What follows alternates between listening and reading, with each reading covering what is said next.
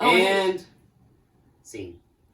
Hey there, welcome back to Log Cabin Studio. We're having a really great time tonight, and we have a really special interview coming from the studio this evening. We have our folk opera art director who's in town from Los Angeles, and Avi Rennick is a friend of mine from, we grew up together, we were kids together, and we're no longer kids, but we still are friends, and that's a beautiful thing.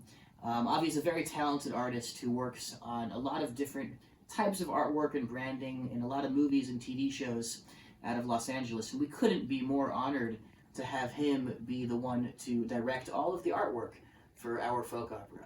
So as we have Avi in town from the West Coast, we thought we would do an in-studio interview with the man himself. The folk opera team is getting a chance to even meet each other as Chris is first time meeting our art director, and the art director for the first time meeting our sound engineer. It's very exciting for me. These are some of the most talented people that I know in my life, so not only is it great for them to meet each other, but I feel like we have a really talented team.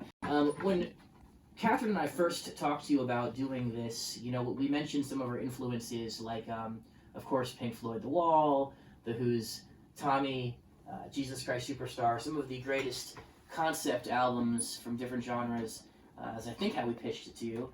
And what was your original thought going back a couple years ago when we first came to you with the idea of doing full artwork for the folk opera? I thought you guys were crazy. Yep. In a good way, right? But the music you guys create, and ladies, was a good opportunity to be able to get away from what I do every day for work and really do something that I can make my own in. Now, have you guys thought about taking some of Avi's work and incorporating it into the live performance? Have you thought about that? Because I haven't. That's the idea. Okay, so that's exactly So the idea. I'm pretty much Okay. creating a storyboard for your story, right? Okay. I'm creating the key visuals to move the story along. Mhm. So the idea is to create an animatic, in a sense, with some motion. Which is basically what I think a lot of people are picturing when it comes to the artwork, that you actually will sync up the artwork changing with the music. The artwork will, even though it's still shots, will actually sync up.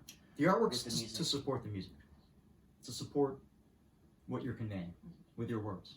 A lot of times you listen to music and you kind of wonder, what is that story? And I think your story is pretty clear, but the visual supports somebody journeying through the 2+ hours of this amazing music and journey. When I first approached Avi about doing the artwork for the folk opera, I pictured him definitely being in town from Los Angeles, running the artwork and syncing it up to the live production. And that's something that I have envisioned since the very beginning, and I know that that's going to happen. Whoever you are out there watches this on YouTube, it's going to be a great, visual and audio experience. Incredible art, incredible music, incredible mix, really taking advantage of modern day technology. But live is completely different.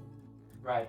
Because otherwise, why are you doing this? I can just put it on YouTube and then watch a couple more commercials and get the sense of all the audio and visuals. But there has to be something unique about the live portion.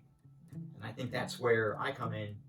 It's not about hitting play and making sure the music times with the visual, but knowing when to bring the visual in and then when to make the visual separate. Person. I think the folk opera, while it does tell an exact story, there are songs that people will interpret uniquely to their own lives, because some of the songs themselves have such universal themes, standalone musical themes, that you could take them out of the 2-hour folk opera and hear the song the way you might interpret it for your own life.